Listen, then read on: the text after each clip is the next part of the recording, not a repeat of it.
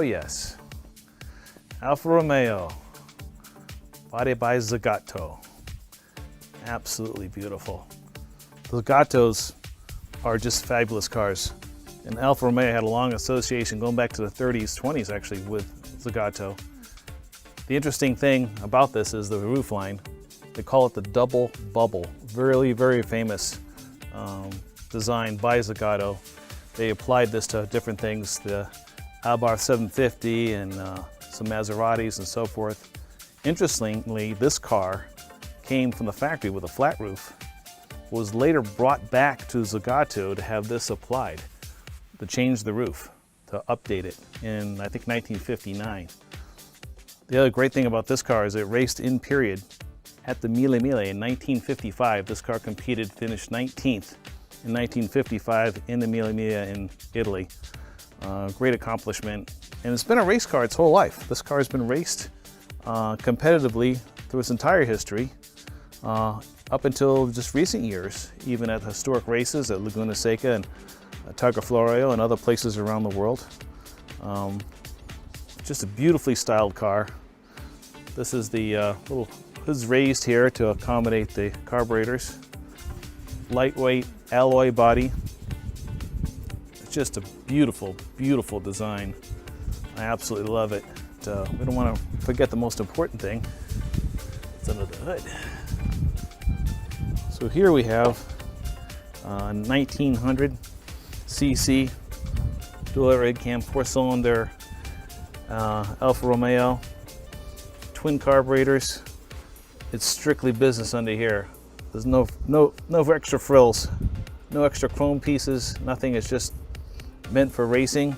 Everything's accessible, ready to go. See the exhaust headers. I just love it. These are really sweet motors to run. They rev high. They're just really comfortable to drive. They feel good. Anybody that knows these cars can appreciate what I'm saying. They're just wonderful. I'll put the hood down gently because this is a lightweight alloy body, so we don't want any elbows on the fenders.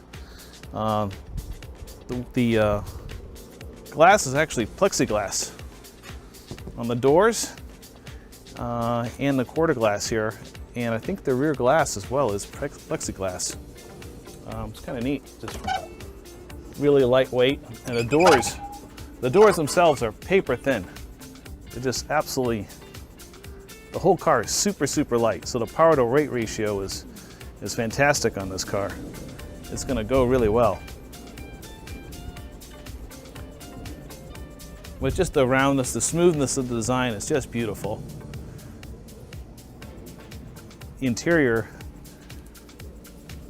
I love this interior. Not because it's like this flamboyant design, it's because it's strictly race car. You get these racing seats, get this roll bar, not like the roll bars they make now. They're kind of thin in comparison. Wood steering wheel, beautiful dash, no radio, oversized mirror, and inside you can see the recesses for the double bubble. One of the reasons for it is to maintain a sleek look, but have room for your racing helmet. These cars are not designed for tall people to drive, anyways. even I, and I'm Italian. I still kind of graze the roof a little bit when I get in, but the double bubble design definitely helps. But yeah, it just has character to it. Is what I like about this car. Not all the paint is perfect. The interior is not perfect. It's been raced. The fact that it's been raced is what's really, really fun about this car, and it's continued to be raced throughout its whole history. And the car's not perfect. It's got imperfections in the paint, imperfections in the interior. It's not a pristine show car. It doesn't have to be. To me, that shows character. It's actually a really highly desirable patina on this car that's fantastic, and I don't think I would ever touch it, and I would just leave it alone. And let's see what's in the trunk here. Little lightweight trunk lid. Here's where you put your fuel. Battery is located in the trunk for weight distribution. Extra wire wheel. Not a lot of room for luggage, but you're not going to go on holiday with this probably. But you could. When it was race new, you put license plates on it, and a lot of times people would drive these cars to the race. You know, they start them up in their own garage, drive a few hundred miles to race all day, and then drive it home. This car is raced by a private individual as opposed to a works car, a team car by Alfa Romeo. So that's probably what happened when it was raced in Italy. I think it was sold new to somebody in Venezia, so it's not close. It's pretty close to where the Mille starts in Brescia. And the car was built not too far away by Zagato in Milano. As you can see by the beautiful Z emblem here. Zagato Milano. I love that. Absolutely love that. This is a fantastic car. Love all the character marks. Who knows where this little crack in the lens came from? Could have been at the Mille. Could have been at some race somewhere. All part of its history. I love that. Absolutely love it. It's a fantastic design. This front end is just like sculpture. It's just beautiful. Beautiful Zagato design. This is just an amazing machine. I love it. I can't wait to drive it. Gotta have a seat here. Slide into these vintage racing seats. Hold you in nice. Even have a vintage Simpson racing harness. Hold you in. I like this because ergonomically this car really works well for me. Shift is in the right place. Clutch feels good. Gauges are right there, front and center.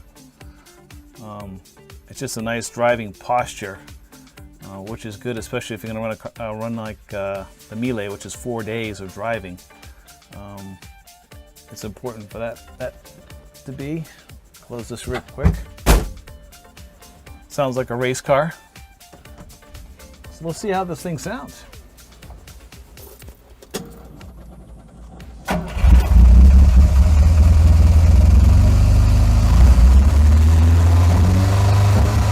Oh yeah. Beautiful. Che bella. Bellissima. That's what I like. Nothing like the sound of Italian motor.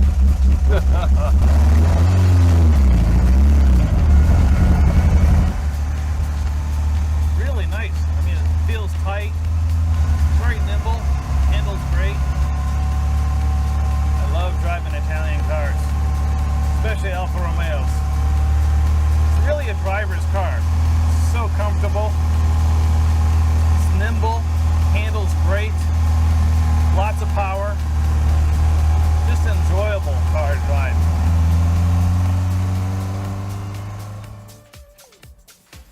This is what Italian sports cars are supposed to be like. This is what they were meant to be. This pretty much encapsulates everything about Italian sports cars. Quick, nimble, and devastatingly attractive.